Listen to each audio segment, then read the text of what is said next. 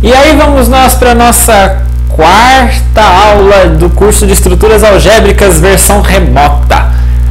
Agora nessa quarta aula nós vamos falar sobre homomorfismos e isomorfismos de grupos. Espero que você esteja bem acomodado com o seu caderno na mão, que essa aula é um tanto quanto cheia de conteúdo, mas vamos lá, com calma. Primeiro conceito é essa palavra difícil, homomorfismo, difícil às vezes até de falar. O que ela significa? Bom, vamos definir esse conceito, não é complicado, olha só. Sejam dois grupos G e H, dois grupos, tá? Não estou falando de subgrupos, apesar de às vezes anotar por H, não tem nada a ver com subgrupo, tá? Sejam G e H dois grupos, o G pode ter uma operação estrela e o H uma operação completamente diferente, que eu estou marcando como se fosse um delta aí, tá? Então, um G estrela, um H delta, dois grupos quaisquer.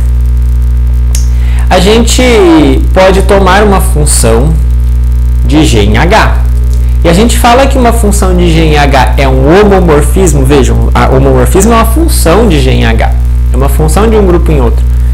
E essa função é um homomorfismo se ela satisfizer a seguinte propriedade. Se, para quaisquer dois elementos que eu tomar no domínio, o domínio é o grupo G, ao operar G1 com G2, a imagem disso é a imagem do primeiro operado com a imagem do segundo. Vejam, eu posso separar. É como se eu tivesse lá, então, uma função de G em H. Vai ser um homomorfismo se eu pegar dois elementos x e y quaisquer aqui, ao operar x com y e aplicar a função f, eu posso separar. Só que vejam, separar eu tenho que operar esses dois elementos. Com o que eu faço? Eu opero com a operação de H. Tudo bem? E eu espero que você esteja associando isso com o conceito de transformação linear lá da álgebra linear. É bem parecido, bem similar. De certa forma é a mesma coisa. De certa forma, me perdoem dizer, é quase a mesma coisa. Claro que estamos em mundos diferentes aqui. Tá? Mas a mesma ideia. Homomorfismo de grupos, então, se você faz o F de G1 operado com G2, então isso vai ser a operação de F de G1 com F de G2. Simples, não? Por exemplo, vamos fazer uma série de exemplos aqui agora para você ficar atento a esse conceito. Pega o grupo Z dos inteiros com a soma e pega o Z3, o grupo das classes 0, 1 e 2, né? Os dois com a soma, definido da seguinte forma. Pega um elemento inteiro x e manda ele na classe dele em Z3. Qual que é a classe de um elemento inteiro? É ele módulo n. Então, por exemplo, em quem que eu vou mandar o 7? Eu vou mandar no 7 módulo 3. Qual que é o resultado da congruência de 7 módulo 3? É 1. É o resto da divisão de 7 por 3 é 1, não é? Então, se eu tivesse que fazer a imagem dessa função no 7, f de 7 é 1, por exemplo, não é? Bom, agora, isso aí é um homomorfismo de grupos. Por quê? Bom, temos que pegar dois elementos em Z, então x e y, e vamos operá-los. X mais y, a operação de Z é mais. Ao fazer f de x mais y, o que resulta a imagem dessa função? É o x mais y barra. Só que a gente sabe que no Zn, somar x e y barra, eu posso separar e fazer então x barra mais y barra. Acontece que x barra é f de x, acontece que y barra é f de y. Então, observem só, f de x mais y eu pude separar em f de x mais f de y. Essa soma é a soma nos inteiros, essa soma é a soma módulo 3. São duas somas diferentes, duas operações diferentes, mas a gente acaba podendo separar e aí dá tudo certo. Exemplo 2, vamos pensar agora de novo nos inteiros com a soma, no domínio, só que no contradomínio, veja só, vou mudar completamente, não vai ser mais a soma, vai ser o produto. Só que agora outro conjunto também, o C estrela, os complexos sem o zero. Então, estou levando o grupo aditivo do Z no grupo multiplicativo dos complexos sem o zero. Definido da seguinte forma, cada número inteiro eu mando na potência i desse número inteiro. Então, é i elevado ao expoente dado pelo que a gente tomou no domínio da função. f de n igual a i elevado a n. Tá? Observem que essa função também é um homomorfismo de grupos. Por quê? Vamos pegar dois elementos quaisquer n e m nos inteiros e vamos mostrar que a gente consegue fazer com que f de n mais m seja f de m. Tá? Vamos ver. F de n mais m. Vamos ver o que significa isso pela definição da função. Significa elevar i a n mais m. Acontece que pela propriedade de potência a gente sabe que nós podemos separar n mais m, fica assim, i elevado a m vezes i elevado a m, não é? Acontece que i elevado a n é a imagem da função no n e i elevado a m é a imagem da função no m. E aí, pessoal, vejam, é o produto nos complexos. Então, olha só, a função aplicada na soma de n com m é o produto de f de n com f de m. Faz sentido, olha, estou usando a soma aqui, estou usando o produto no segundo. Então, isso é um homomorfismo. Vejam, estou mudando completamente até a operação dos conjuntos, estou mudando os conjuntos, mas mesmo assim eu posso relacioná-los através de um homomorfismo. Exemplo 3 agora. Pega, por exemplo, uma função que sai do grupo dos reais multiplicativos, sem o zero, e que vai naquele grupo de ordem 2 dado pelo 1 e pelo menos 1 multiplicativo. Vamos definir uma função que leva cada número real positivo no 1 e cada real negativo no menos 1. Essa função vai ser um homomorfismo de grupos. Por quê? Vamos ver. Se eu pegar quaisquer elementos em R estrela, o que será que acontece com f de x e y? Bom, pode acontecer bastante coisa. Se esse x for positivo e o y for positivo, x vezes y também é positivo. A imagem de um número positivo dá 1, não é? Agora, se o x for negativo e o y também, o produto de dois números negativos é positivo. A imagem de um positivo é 1 pela função. Agora, e se eu começar a trocar? O x for positivo e o y negativo? X vezes y dá negativo. E a imagem de um número negativo é menos 1.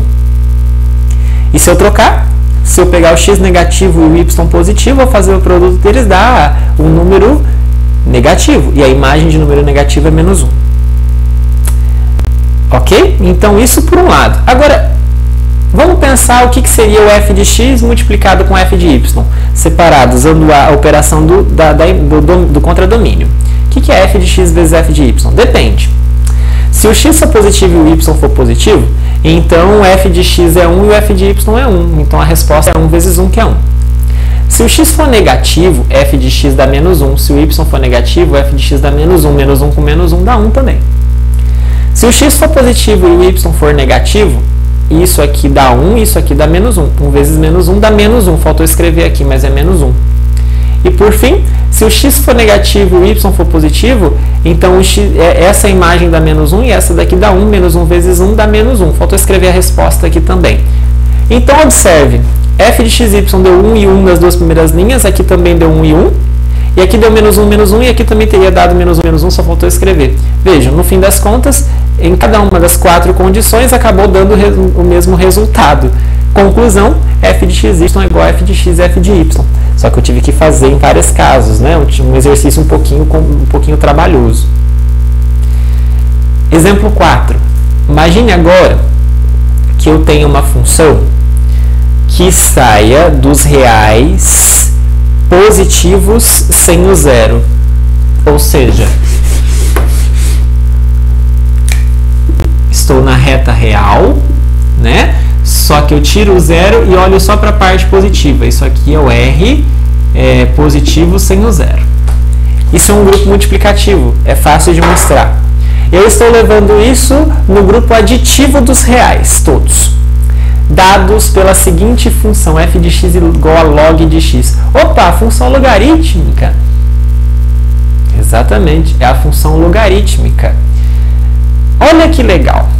Essa função logarítmica é um homomorfismo desses dois grupos, do grupo multiplicativo dos reais positivos sem o zero nos reais aditivo. Olha que legal, é um homomorfismo que liga um grupo multiplicativo no aditivo. Por quê? Pelas propriedades de logaritmo. Olha que legal, dados quaisquer x e y no domínio, o que acontece quando eu faço f da operação de x por y, no caso o produto, f de x e y?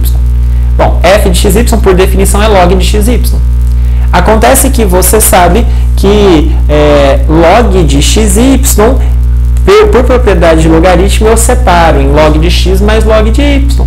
Log de x é o f de x, log de y é a f de y. Portanto, f de xy virou f de x mais f de y, o que nos mostra que essa função é um homomorfismo de grupos. Poxa, o logaritmo, hein? Quem diria? Pois é, relaciona um multiplicativo com aditivo. Veja, uma forma de conectar uma operação com outra num conjunto similar. Agora, um quinto exemplo. Esse é para você tentar fazer aí agora. Pega a função que leva o z com a soma no z com a soma. Então, dele nele mesmo, tá bom? Definida pelo seguinte, pega cada número inteiro e leva ele no dobro dele. Mostra que isso é um homomorfismo desses grupos. Pausa o vídeo aí um instantezinho se você tiver com um tempinho. Rapidinho você faz isso e mostra que isso é um homomorfismo de grupos. Bom, exemplo 6. O exemplo 6, agora eu vou envolver matrizes, só para variar um pouquinho. Pega o grupo, uma função que leva o grupo linear 2R, ou seja, o conjunto das matrizes 2 por 2 com entradas reais e determinante não nulo no R estrela. R estrela com produto, né? Então são os reais sem o zero e aí fica implícito que é com produto, tá certo? E define essa função pelo seguinte, f de uma matriz M é o determinante dela. Ok? Então veja, eu peguei uma matriz e associei com determinante. O determinante é um número real. Não nulo, porque eu peguei as matrizes que têm determinante não nulo. Vejam, estou conectando matrizes com números. Uma estrutura de produto de matrizes com estrutura de produto de números reais. Olha que legal, o homomorfismo permite a gente fazer essas coisas. E de fato essa função f é um homomorfismo de grupos. Por quê? Dadas quaisquer duas matrizes nesse grupo, ou seja, duas matrizes que têm determinante não nulo, vamos ver o que acontece quando eu faço a f do produto de A com B. F do produto de A com B é o determinante de A com B. Acontece que pelo tal teorema de Binet, não sei se você sabe com esse nome, mas é o teorema de Binet, nos permite dizer que o determinante do produto de duas matrizes é o produto dos determinantes. Eu posso separar determinante do produto é o produto dos determinantes. Observe que não temos essa mesma propriedade para a soma, é só para o produto de matrizes. Acontece que o det de A é o f de A, o det de B é o f de B. Portanto, o f do produto de matrizes é o produto das f's. Portanto, é de fato um homomorfismo. Outro exemplo. Pega agora os complexos sem o zero e leva nos reais sem o zero com a seguinte definição. Pega um número complexo, ao aplicar a função nele, você vai levar no módulo, ou melhor, na norma dele. Na norma do z através dos complexos. Então, a norma do z. Norma você sabe, né? Raiz quadrada da parte real ao quadrado, mas a parte imaginária ao quadrado. É aquela definição de norma lá dos complexos. Bom, essa função também é um homomorfismo de grupos. Por quê? Vejam que os dois grupos são multiplicativos. O C estrela e o R estrela é com produto, né? Fica implícito aí que é com produto. E essa função, de fato, é um homomorfismo de grupos. Por quê? Pega dois elementos quaisquer no domínio. Vamos chamar de Z e de W. O que acontece quando eu faço F de ZW? Bom, por definição da função, isso é a norma de ZW. Mas a norma eu posso separar em duas partes. É a propriedade de norma de complexos. Norma de Z e norma de W. Acontece que a norma de Z é o F de Z, a norma de W é o F de W. Ponto. Então, a gente pode dizer que o F de ZW é F de Z, F de W. Isso, de fato, é um homomorfismo. 7 exemplos, tá bom, né? Pra gente ver como é que a gente pode brincar. Vejam, usei de tudo. Os números, as matrizes, não usei funções, não usei o SN, mas tudo bem, você pode brincar com as funções também e tal. Mas a gente tem uma gama de exercícios, uma gama de homomorfismos bem distintos aí para você carregar com você e ver como é que fica o seu entendimento dessas definições iniciais. E aí vamos prosseguir os nossos estudos com uma nova definição. Seja F de um grupo G num grupo H, um homomorfismo.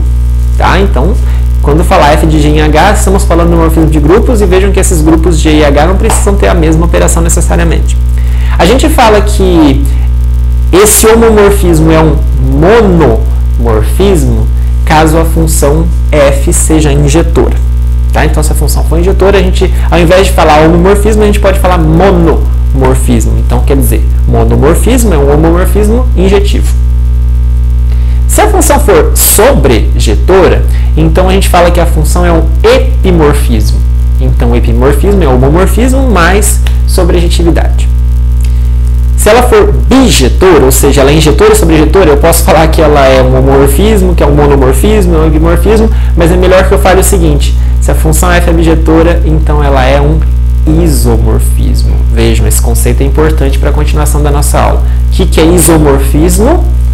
Isomorfismo é um homomorfismo bijetor, objetivo. É um homomorfismo que tem bijeção de um grupo no outro. Nós chamamos de isomorfismo. Caso os grupos G e H sejam os mesmos, as operações sejam as mesmas, então a gente pode falar que o F é um endomorfismo. Tá? Caso F seja bijetora, ou seja, caso já seja um isomorfismo e o G for igual a H, eu ainda posso falar que a função é um automorfismo. Então, o que é um automorfismo? É um isomorfismo em que o grupo do domínio e do contradomínio são os mesmos. Tá bom? Quanto nome, né? Pois é, mas fiquem mais atentos. É claro que é bom saber de alguma forma todos eles, mas fiquem mais atentos ao conceito de isomorfismo, que a gente vai acabar carregando mais dali pra frente. Monomorfismo, essas coisas a gente precisa fazer um esforcinho aí para memorizar. A gente fez 7 exemplos e você pode voltar nesses 7 exemplos e tentar identificar qual que é mono, qual que é epi, qual que é iso, qual que é endo, qual que é automorfismo. Mas eu vou só chamar a atenção para você de forma resumida, não vou voltar lá e fazer, mas os exemplos 2, 4 e 5 são funções injetoras. Nós provamos que é homomorfismo, então são monomorfismos. Os exemplos que nós fizemos 1, 3, 4, 6 e 7, todos eles são sobrejetores, então nós temos epimorfismos. Somente o exemplo 4 é bijetor, tá? Então vejam que só o 4 é injetor e sobrejetor, portanto só o 4 é bijetor, portanto é o único isomorfismo. O exemplo 5 é o único endomorfismo, então que tem domínio e contradomínio igual, e a gente acabou não fazendo nenhum exemplo de automorfismo, ou seja, domínio e contradomínio igual e ao mesmo tempo ainda sendo bijetoras, tá bom? Agora, pessoal, então esses nomes é bom que você tenha aí escrito pelo menos em algum papel aí do lado até conseguir memorizar, mas você precisa com certeza memorizar agora, já que é o conceito de isomorfismo. E aí nesse instante, pessoal, nós vamos fazer uma série de resultados envolvendo homomorfismo, que eu espero que te lembre a teoria de álgebra linear quando você estudou transformações lineares, porque muito do que eu vou falar aqui agora repete ou parece muito os resultados que você deve ter demonstrado lá no seu curso de álgebra linear.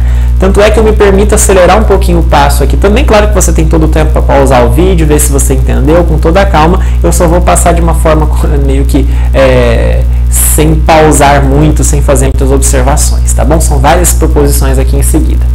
Então, sejam G e H dois grupos quaisquer, vou falar de homomorfismos entre eles, né? Então, vamos lá. E vamos, já que são dois grupos distintos, eu vou denotar por E com Gzinho embaixo, por E com Hzinho embaixo as identidades de cada um deles, tá bom? Então, cada grupo tem identidade, estamos denotando por E, G e H a identidade desses dois aí. Se tiver outros grupos na história, é só colocar o E com um penduradinho do nome do grupo embaixo. Primeira proposição. Se F de G em H for um homomorfismo de grupos, em quem será que o homomorfismo leva a identidade do G? Em quem você espera que seja? Pois é, na identidade do H. Então, lembra de álgebra linear? Transformação linear leva o zero no zero? Aqui é a mesma coisa. Mesma coisa, né? Mas em outro contexto. A identidade é levada na identidade através de um homomorfismo. Vamos demonstrar isso rapidinho? Demonstração. Primeiro, pessoal, F de EG, você pode escrever o EG como EG vezes EG. Poxa, identidade vezes identidade é o quê? É identidade. Claro, não é, pessoal? O que a identidade faz com qualquer elemento? Leva nele mesmo. Só que aqui é a identidade do G, né? Tudo bem. Agora, o F é um homomorfismo. E se F é um homomorfismo, então eu posso separar F de EG, EG em F de EG, F de EG. Simples, não? Agora observe o que aconteceu. No começo e no final ficou F de EG e no final F de EG, F de EG. Acontece que o F de EG, é a imagem do EG, está em H, que é um grupo. Então F de EG tem inversa no H.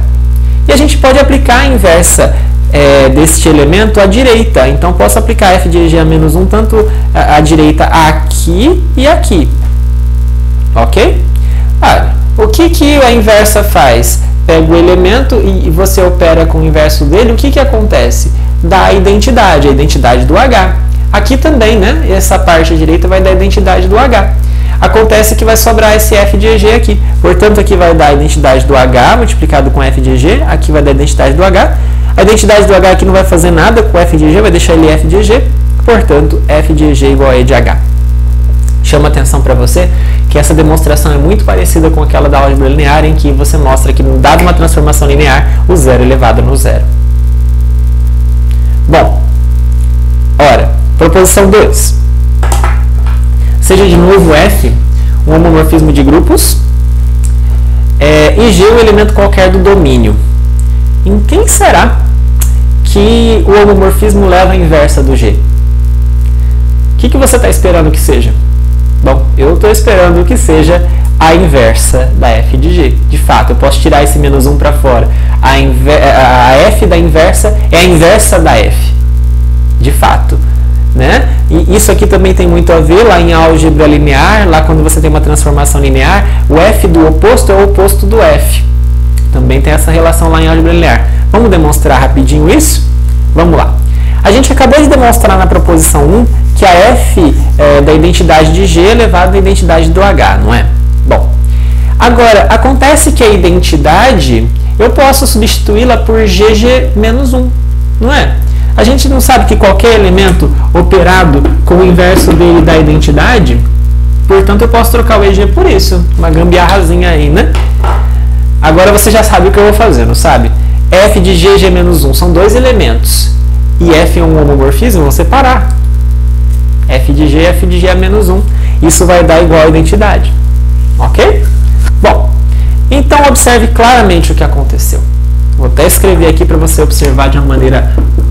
para tentar explicar de uma maneira um pouco melhor. O que aconteceu é que, dado f de g, esse carinha operou com ele e deu E de H. O que significa isso? Significa que esse carinha é a inversa do f de g. Significa que esse carinha é a inversa do f de g. Conceito, né, de inversa. Inversa é o elemento que multiplicado por ele dá a identidade. Eu teria que fazer isso à direita e à esquerda. Tá? Eu teria que fazer isso à direita e à esquerda. Eu só fiz de um lado, mas é a mesma coisa à esquerda, tá bom? Bom, corolário. Essa proposição 2 nos dá um corolário. Pega f um homomorfismo de grupos. Se eu pegar dois elementos no domínio e eu fizer a f operada em um vezes a inversa do outro, eu posso separar em f de G1, f de G2 a menos 1. Claro, né? Estou separando f de G1, f de G2 a menos 1 e f de G2 a menos 1 é f de G2 a menos 1. Ok? Direto, né? Não tem nem muito o que fazer, esse corolário até tá meio à toa aí. Proposição 3. Terceiro resultado dessa teoria de homomorfismo. Seja f, de novo, um homomorfismo de um grupo G num grupo H. Vou fazer um esqueminha aqui para você ficar mais contente. F de G em H. Ok?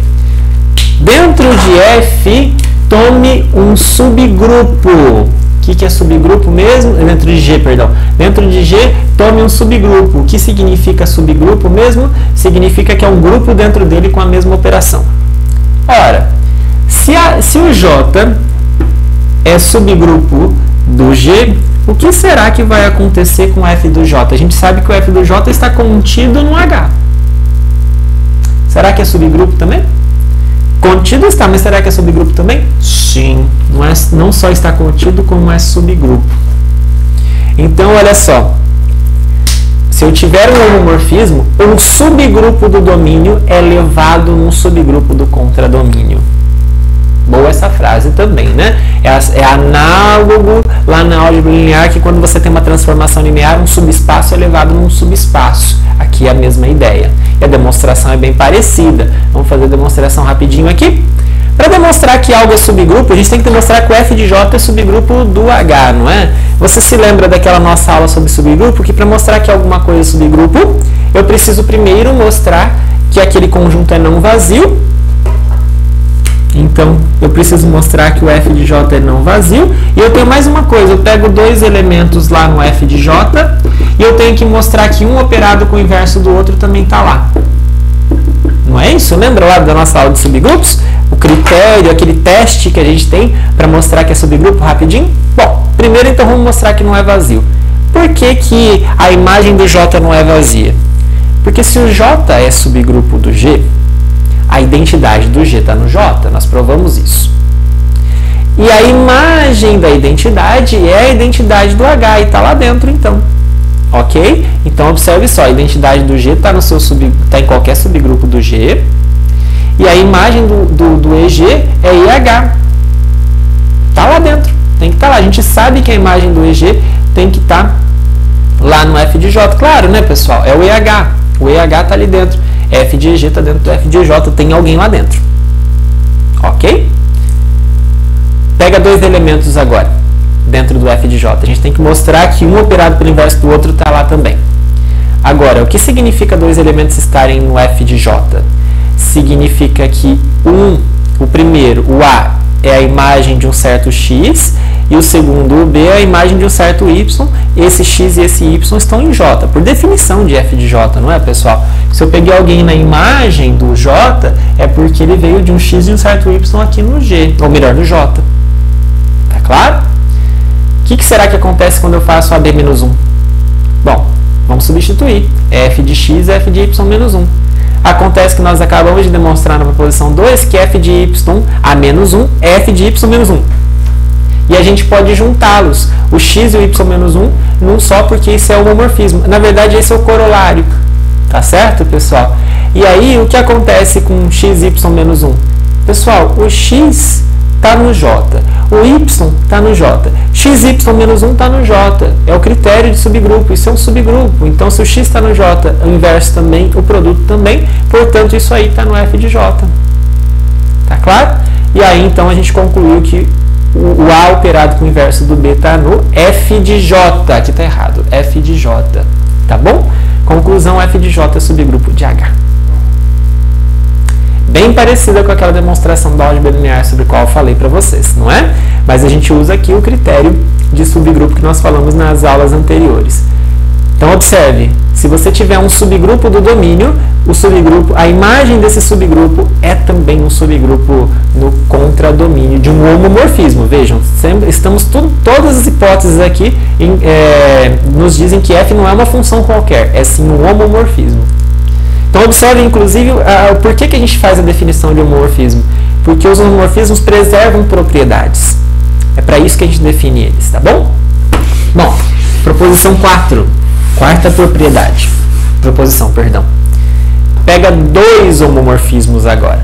Um que liga um certo grupo G1 num certo G2 e outro que leva esse G2 num certo G3. Então, eu tenho três grupos nessa história. G1, G2, G3, G'Dai, assim por diante. Enfim, o G1 é levado no G2 pela F, o G2 é levado no G3 pela G, certo? E os dois são homomorfismos. E aí eu pergunto para vocês o que será que ia acontecer com a composição? Quando eu faço a composição G bola F, o que será que acontece com a composição G bola F que sai do G1 e chega no G3?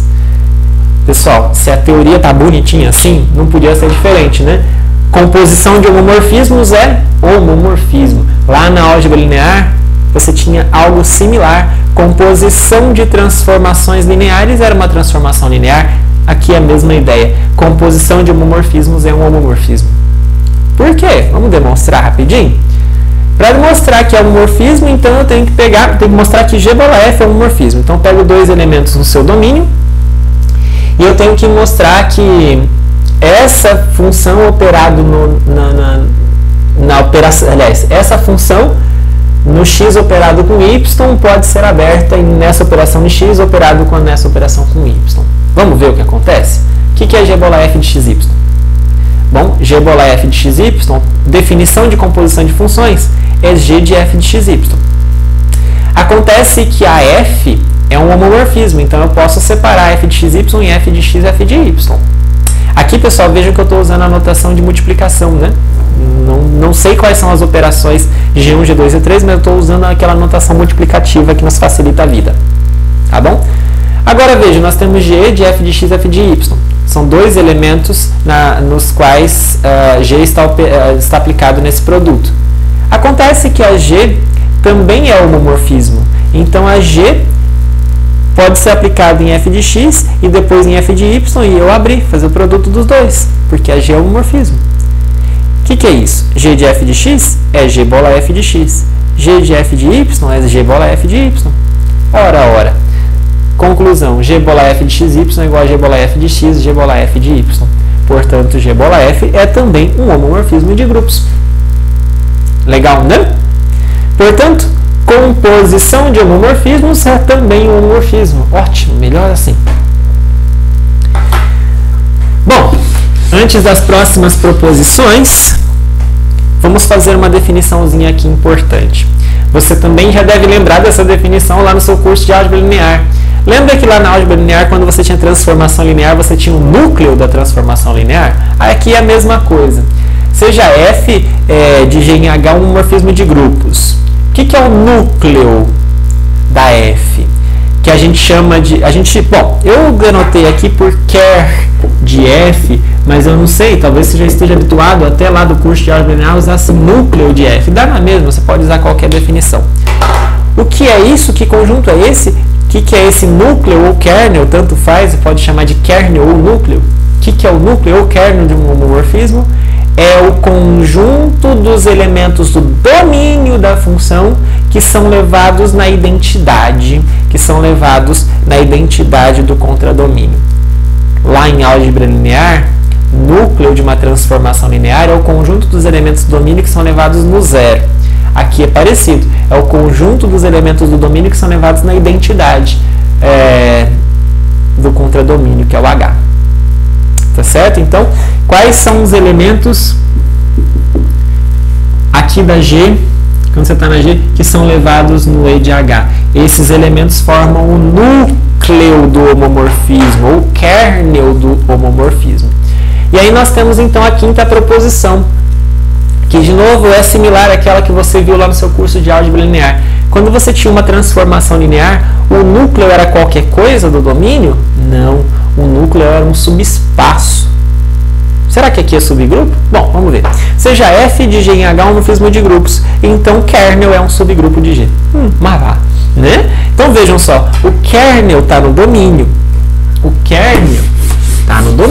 Vamos lá. Tem uma função de G em H, não é qualquer função, é um homomorfismo. O homomorfismo tem kernel, o kernel está contido em G, só que mais do que estar contido em G, o que esse resultado nos diz é que não é qualquer coisa, ao contrário, é um subgrupo do G.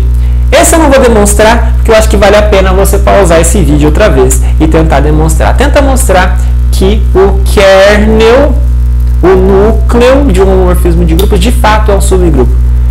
Como é que faz para mostrar que é subgrupo? Primeiro mostra que não é vazio, e depois toma dois elementos e mostra que um operado pelo inverso do outro está lá. Tenta lá. Sexta proposição dessa nossa lista de resultados. De novo, seja f de G em H um homomorfismo de grupos. Lembra que lá na álgebra linear, toda hora eu falo isso, né? Lá na álgebra linear você tinha um resultado muito legal. Lá na álgebra linear, se você tinha uma transformação linear, você sabia que ela era injetora sem somente ser o núcleo era só o zero, não é?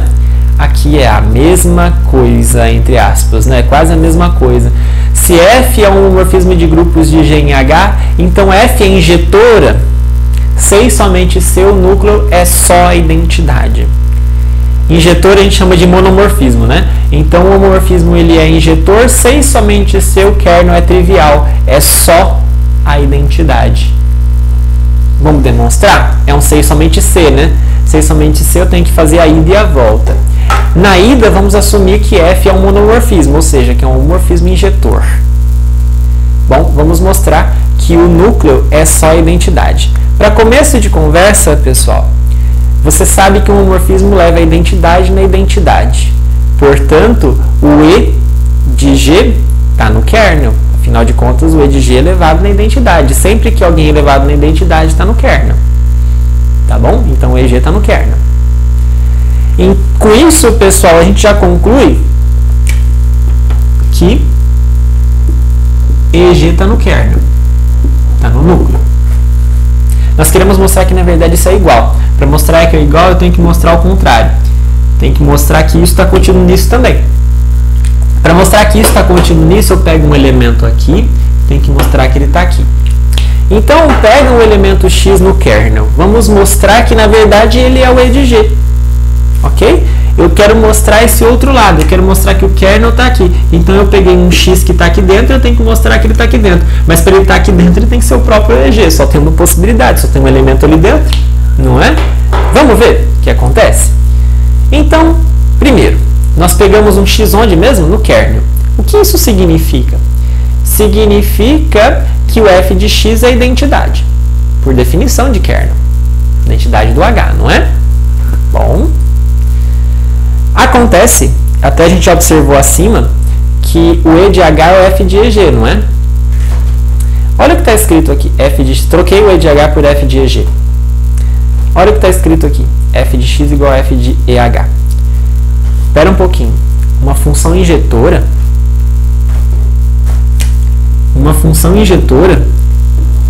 eu pego o x e levo no f de x, eu pego o E de g e levo no mesmo lugar, são iguais, eu levo... Isso pode numa função injetora? Não, esses carinhas teriam que ser iguais. Então a gente conclui que o x é igual ao EG. Lembra, a função injetora eu posso cortar a função. Basicamente é isso. Em resumo. Ou seja, tomamos um elemento aqui e mostramos que ele está aqui. Portanto, a gente mostrou que esse lado também está contido naquele. Conclusão, o kernel é igual à identidade. Tcharam! Volta. Vamos lá. Vamos assumir que o kernel é a identidade. Vamos fazer a volta. Assumimos que o kernel é só a identidade. É um conjunto só com a identidade. E vamos mostrar que F é um monomorfismo. O que é um monomorfismo? É um homomorfismo injetivo. Que é homomorfismo, nós já sabemos, está lá em cima na hipótese da proposição toda. Nós só precisamos mostrar que a função ela é injetora. Então, para mostrar que a função é injetora, lembre-se, você deve ter feito bastante exercícios de funções no começo do nosso curso, não é? Para mostrar que uma função é injetora, a gente toma quaisquer x, y no domínio, a gente supõe que a imagem deles é igual e a gente tem que mostrar que x é igual a y. É isso que nós precisamos fazer para mostrar que uma função é injetora, tá bom? Sempre que eu quiser mostrar que uma função é injetora, eu faço isso aqui. Vamos fazer então. Sejam x e y em g quaisquer, começa supondo que f de x é igual a f de y. Acontece que, atenção, o f de y é um elemento do H, que é um grupo. Eu posso aplicar a inversa dos dois lados, então, a inversa da f de y dos dois lados, não posso? Peguei, a inversa de f de y existe, apliquei dos dois lados à direita. Bom, f de y menos 1, pessoal, é um elemento operado com seu inverso, o que que dá? Dá a identidade. Então, esse lado aqui deu IH. E o lado de cá, pessoal, f de x, f de y menos 1. F de y menos 1, eu posso colocar o menos 1 para dentro, e aí depois eu posso juntar com x, porque é um homomorfismo. Então, fica f de x, y menos 1 igual a e de h. Espera um pouquinho. Um elemento cuja imagem pela função é a identidade, o que significa? Que este elemento está no kernel. x, y menos 1 está no kernel. Não é mesmo? Mas se um elemento está no kernel, e nós estamos assumindo que o kernel só tem um elemento que é a identidade do G, significa que esse carinha é a identidade do G. Opa, tá errado aqui, não é EH, pessoal, é EG. Tá bom? Então, como tá errado, vou até comentar aqui. x, y menos 1 é o EG. Eu posso operar por y dos dois lados agora. Posso multiplicar a direita por y dos dois lados. E aí, como é que fica? y menos 1 com y fica a identidade, some. Fica só o x aqui. E do lado de cá, a identidade operada com qualquer coisa, essa qualquer coisa. Conclusão, x é igual a y. Ok? Pegamos x e y tais que a imagem a gente supôs que fossem iguais e concluímos que o x e o y são a mesma coisa. A conclusão, essa função é injetora. Portanto, a função é um monomorfismo. É bem similar àquele resultado, né, da álgebra linear, em que uma transformação linear ela é injetora se e somente se o kernel é trivial, era só o zero. É bem similar aqui, tá bom? Bom, agora vamos falar especificamente de isomorfismos. Eu chamei a atenção para vocês que isomorfismo é um conceito, de todas aquelas definições que nós fizemos, que merece que você de fato memorize. O que é um isomorfismo mesmo? É um homomorfismo bijetor. Então é um homomorfismo que é injetivo, que é sobrejetivo, ou seja, é bijetivo. Ok? Bom, vamos fazer um exemplo, que eu acho que a gente não tinha feito ainda, não parado para fazer. Pega aquela função logarítmica que vai dos reais positivos sem o zero nos reais, só que os reais positivos sem o zero é com produto, né? Tá faltando aí, mas você sabe que é com produto e aqui é com a soma. Definido então para cada x, você leva no log de x. Esse é um isomorfismo, hein? Por que isso é um isomorfismo? Primeiro, nós já mostramos que essa função ela era um homomorfismo. Nós mostramos lá naquele slide anterior, né? Além de tudo, isso é injetor. Por quê? Log de x igual a log de y implica que x é igual a y. O log é injetor. Lembra do traço do log? Ele faz assim, né? Ele sobe, ele nunca volta, ele é bonitinho assim, né? Então, de fato, o log é injetivo. E é bijetivo e é sobrejetivo também, porque todo o contradomínio dos reais é atingido pelo logaritmo de alguma forma. Tá bom? Aliás, é a inversa da exponencial, nós sabemos disso, né? Então, de fato, essa função é isomorfismo. Se você quiser mostrar com calma, aí pausa o vídeo e tenta fazer. Exemplo 2. Vamos fazer uma função que leva o S2, o grupo de permutações de grau 2, no 1 menos 1. Então, lembra que o S2 ele é um grupo de permutações com a composição. O 1 menos 1 é um grupo de ordem 2 em que a gente opera com o produto. E vamos definir, claro, pessoal, lembra que o S2 só tem duas permutações. A identidade, que leva o 1 no 1 e o 2 no 2, e aquela que leva o 1 no 2 e o 2 no 1. São essas duas permutações que pertencem ao S2, não é? Bom,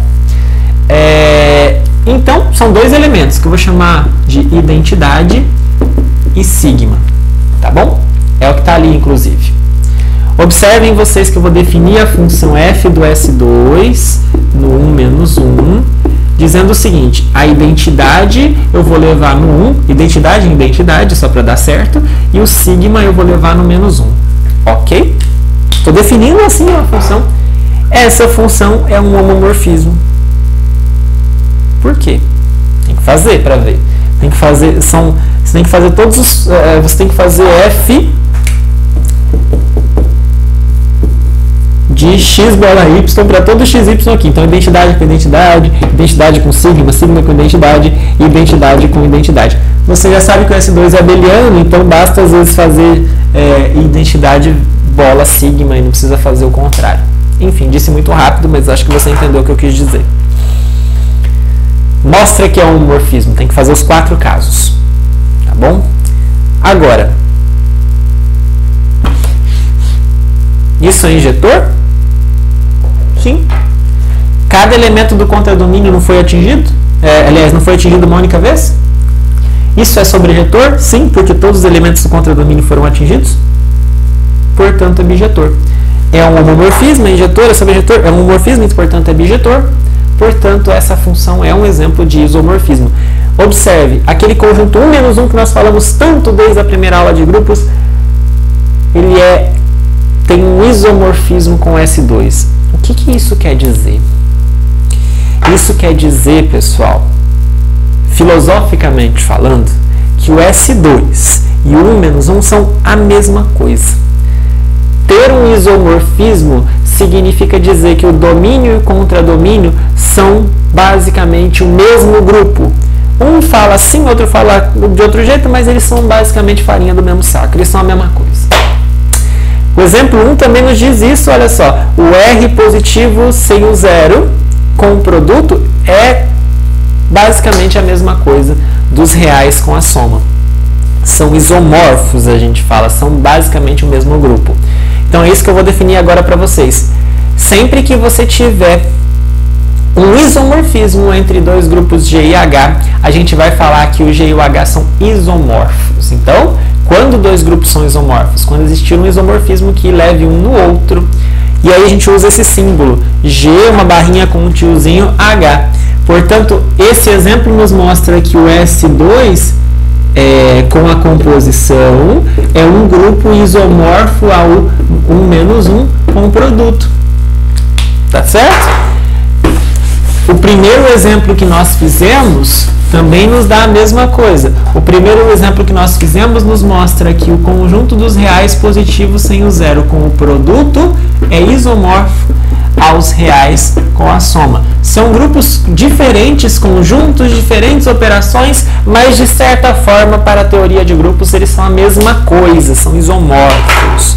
Um e outro são a mesma coisa porque eu consigo criar uma função que leve cada elemento no outro de forma que eles, ao operar, eles funcionem da mesma forma. Tá? Ao operar os elementos, um faz o que o outro também faria. Tá? E aí, pessoal, vamos fazer algumas coisinhas a respeito do isomorfismo.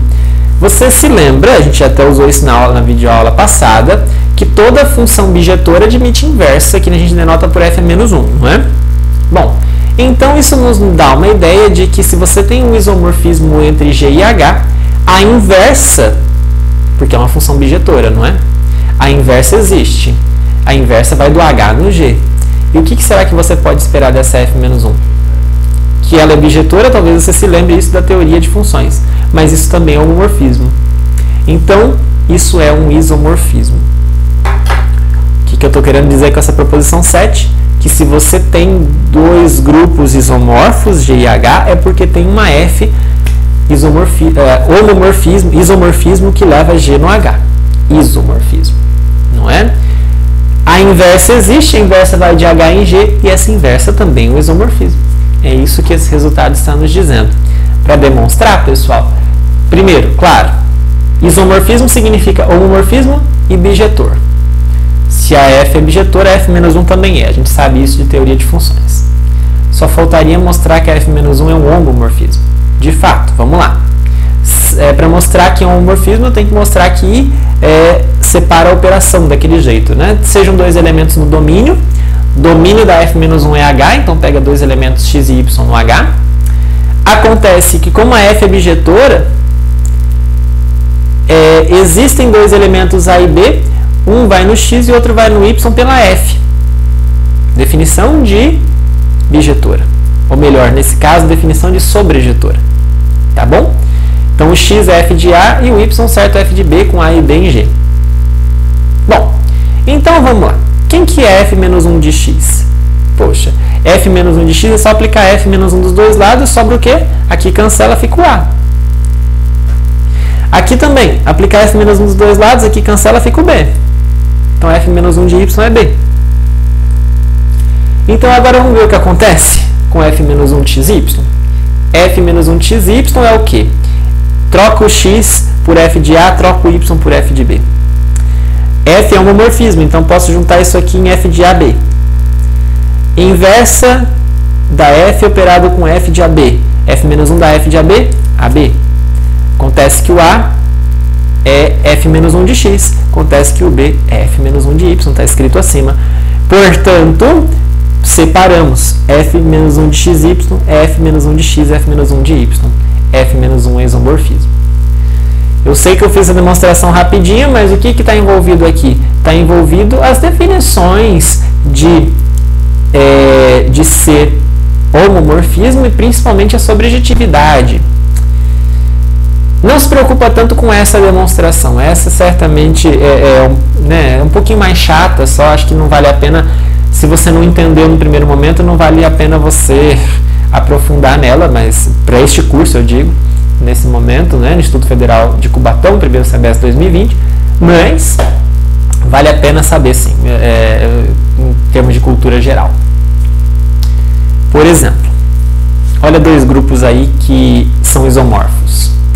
Lembra do Z10 estrela? O conjunto dos números entre 1 e 9, que são primos com 10? Com produto, ele vai ser isomorfo ao Z4 com a soma. O que é o Z4? É o 0, 1, 2, 3. com a soma módulo 4. Pessoal, vamos ver que de fato isso é um isomorfismo. Para mostrar que isso é isomorfismo, tem que mostrar primeiro que existe um homomorfismo que os liga. Defina a função que leva o Z4 no Z10 estrela pelo seguinte: f de n igual a 3 elevado a n. Claro que o 3, pessoal, vamos só lembrar rapidinho. Quem é o Z10 estrela? O Z10 estrela é o 1, o 2 não está, o 3 está, o 4 não está, o 5 está. Não, o 5 não está, perdão. O 6 também não, o 7 está, o 8 não, o 9 não. O Z10 estrela tem 4 elementos, bem como o Z4. O Z4 também tem 4 elementos, o 0, o 1, o 2 e o 3. É possível mostrar que o 3 é um gerador desse grupo. Esse é um grupo cíclico gerado por 3. Tá? É possível mostrar isso, acho que vale a pena. Por isso que eu defini assim. Eu peguei um elemento qualquer aqui e levei no 3 elevado a n. Bom, isso é um homomorfismo. Por quê? Vamos ver o que acontece? Pega dois elementos n e m no Z4, no domínio, e vamos ver o que acontece quando eu faço f de n mais m. Isso dá 3 elevado a n mais... Aliás, primeiro, n mais m, eu posso juntar em n mais m abaixo da barra, que é 3 elevado a n mais m, que eu posso separar 3n e 3m, que é, portanto, 3n multiplicado com 3m. É f de n, f de m. Portanto, é um homomorfismo. É injetora? Vou fazer rapidinho aqui. Como é que mostra que uma função, um homomorfismo é injetor? Basta mostrar que o kernel é só a identidade. Então, pega um elemento qualquer no kernel. Vamos mostrar que ele é identidade.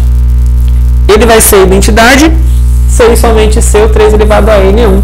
Acontece que a única possibilidade do 3 elevado a n ser 1 é que o n seja 0. Como é que eu sei isso? Eu fiz todos os testes. 3 elevado a 0 é 1. 3 elevado a 1 é 3. 3 elevado a 2 é 9, tá lá. E 3 elevado ao cubo é 27, que módulo 2 é 7, tá lá. Nenhum deles deu 1, apenas o primeiro. Portanto, essa função ela é injetora, já que o kernel deu somente a identidade. No caso, a identidade do Z4 é um grupo aditivo, então a identidade, na verdade, é o elemento neutro, que é o 0. E é fácil de verificar também que é sobreinjetora. Sempre que você tiver uma injetividade entre dois conjuntos finitos, essa função também é sobreinjetora. Tá? Uma propriedade de funções que você pode usar ou mostrar no braço. Pega cada um dos elementos e mostra a imagem de quem? Começa a fazer 3 elevado a 0, 3 elevado a 1, 3 elevado ao quadrado, 3 elevado ao cubo, que você vai perceber que, como é que você atinge cada um desses elementos. Rapidinho eu fiz isso, né? Mas só para mostrar para vocês como é que o grupo multiplicativo Z10 estrela vai se relacionar com o grupo aditivo Z4. Nada a ver, né? Módulo 4, módulo 10, um com a soma, outro com multiplicação, mas na prática são basicamente o mesmo grupo, eles são isomorfos. Ok? Bom, para fechar essa aula, pessoal, percebam vocês que até o professor já está cansado, né? Os últimos 2 slides já foram até um pouco mais rápidos, e eu sei que isso significa que também vocês, ao assistir essa aula, prestar atenção nessa aula, também devem estar exaustos já. Mas agora nós vamos fechar essa aula com o teorema de Cayley. Bom, o teorema de Cayley, ele é um resultado bastante legal da teoria de grupos finitos, que se relaciona com a videoaula anterior de grupo de permutações. Eu tinha dito em algum momento de que, de alguma forma, qualquer grupo finito está vinculado a um subgrupo de grupo de permutações, algo assim, tem alguma vinculação. E aqui eu vou esclarecer isso. Eu vou apresentar nesses slides aqui em diante alguns resultados e eu vou omitir algumas demonstrações por conta do estilo de curso que nós estamos adotando, que é o curso remoto, compactado em 2 meses, que nós teríamos, antes nós teríamos 3 meses e meio, agora nós temos só 2 meses, então por conta dessa compactação do seu tempo, inclusive, eu vou omitir algumas demonstrações. Ao omiti-las, é claro que eu não vou cobrá-las de vocês, mas eu vou deixá-las aqui, para caso você tenha interesse, para caso você queira se aprofundar, você tenha pelo menos uma primeira forma de ter esse contato e depois possa buscar outras referências, tá bom? Então vamos lá. Os resultados que eu vou dizer são bastante importantes, as demonstrações são secundárias, tá bom? É muito construtivo o que eu vou falar, mas fique atento para o resultado do teorema de Cayley que eu vou falar já, tá? Seja G um grupo qualquer, tá? E aí, pessoal, eu vou construir uma função. Então, G é um grupo qualquer, eu vou construir uma função que liga ele nele mesmo da seguinte forma. Uma função pega qualquer elemento Gzinho nesse G, qualquer um, tá? Eu vou definir T com Gzinho embaixo como sendo a função que pega qualquer X no G e leva no Gx. Ou seja, pegamos o X e multiplicamos à esquerda por esse G. Vejam, o Gzinho está fixado. Esse X está variando no domínio. Qualquer X no domínio, eu levo em quem? Nele, multiplicado à esquerda por G. Nós chamamos essa função de translação à esquerda por G. Essa função é chamada de translação à esquerda. Vejam que o G está multiplicando à esquerda. Translação à esquerda por G. Como se eu estivesse pegando os elementos do G e transladando, mudando elementos, mudando de alguma forma os elementos através da aplicação G. Claro que a gente pode também, ao invés de fazer à esquerda, fazer à direita, e teríamos a translação à direita. Dá na mesma, tá? Eu vou falar alguns fatos que, se você tiver com tempo, se você tiver a fim de se aprofundar nesse assunto, você pode tentar verificar. Depende aí do seu interesse, mas não vai ser cobrado como avaliação neste curso que nós estamos fazendo. Primeiro, essa função não é qualquer função. Ela é um homomorfismo.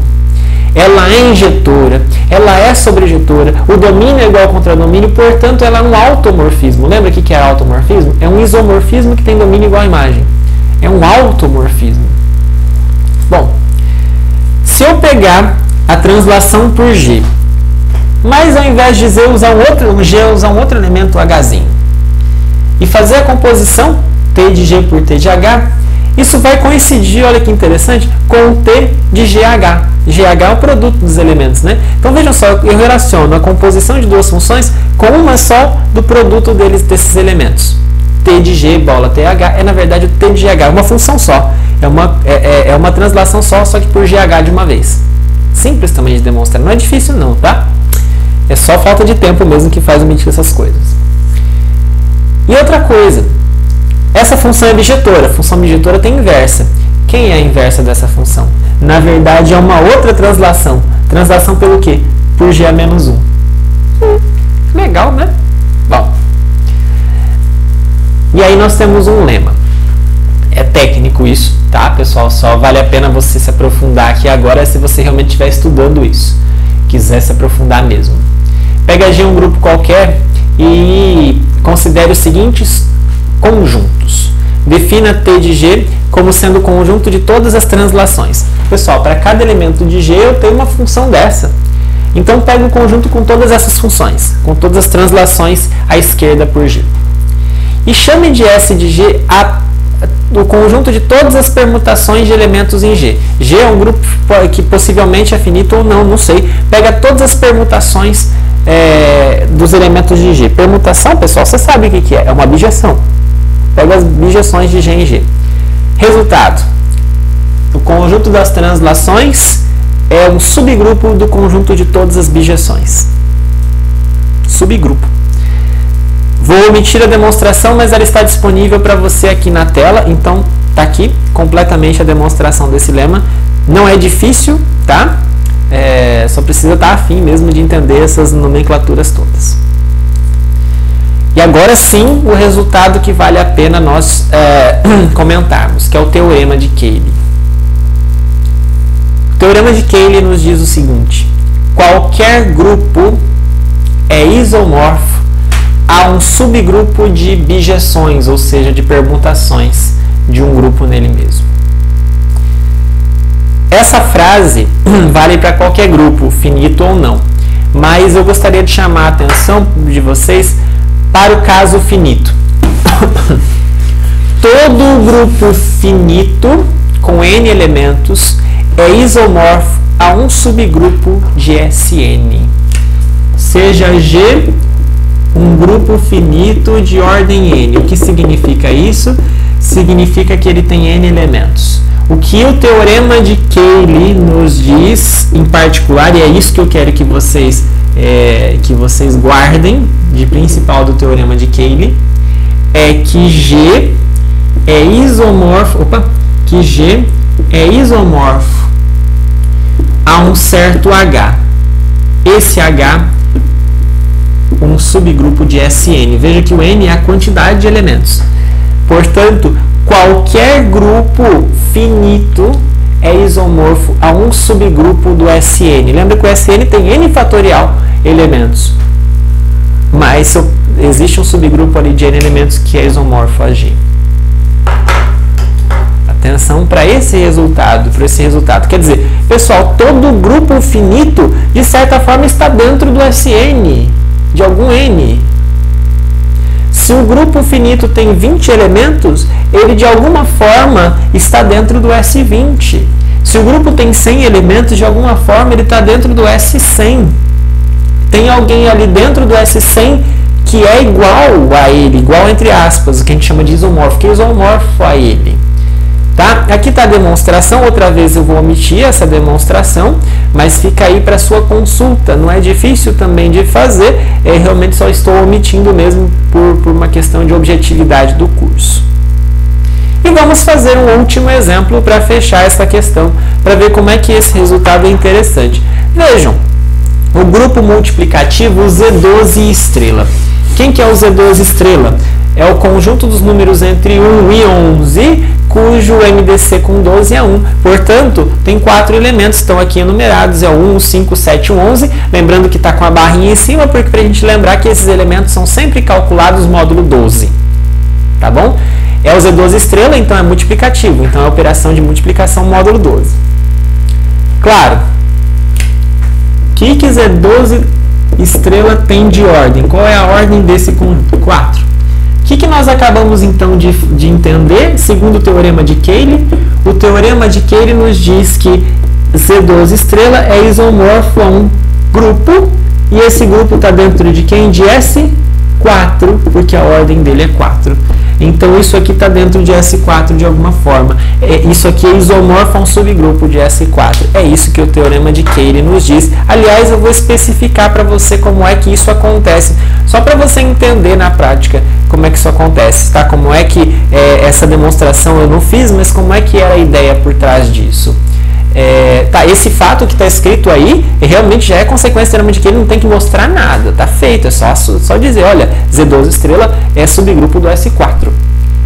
Não sei se é subgrupo do S5, S6, não é isso, eu sei que do S4 ele é S pela ordem do Z12 estrela, que é 4, tá bom?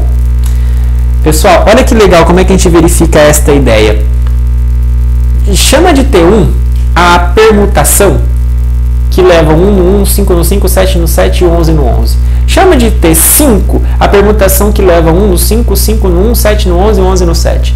Chama de T7 a que leva 1 no 7, o 5 no 11, o 7 no 1 e o 11 no 5. E chama de T11 que leva 1 no 11, 5 no 7, 7 no 5, 11 no 1. Essas 4, pessoal, essas 4 permutações, na verdade, são as translações que eu falei mais cedo. As translações por 5, por 7 e por 11. Você multiplica 1 por 7, 1 por 5, 1 por 11. Por isso os números que aparecem aqui. Tá bom? Se você fizer todo mundo aqui em cima multiplicado por 5 módulo 12, vai dar os elementos de baixo. Se você fizer todo mundo aqui em cima multiplicado por 7 módulo 12, vai dar os de baixo. Se você tiver todo mundo aqui em cima multiplicado por 11 módulo 12, vai dar o de baixo. Esses 4 são translações. E essas 4 translações formam um subgrupo do S4.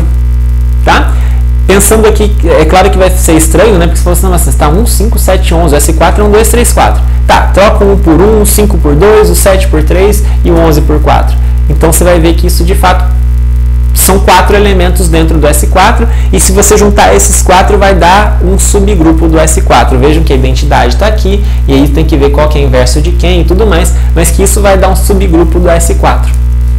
Tá bom? Então esse é um exemplo, mas fique com o resultado. Se um grupo tem ordem N, ele é isomorfo a um subgrupo do SN, o grupo de permutações de grau N, ou seja, de ordem N fatorial. Tá bom, pessoal? Então, com isso, nós terminamos essa longa aula sobre homomorfismos e isomorfismos de grupos. Eu desejo a você bons estudos.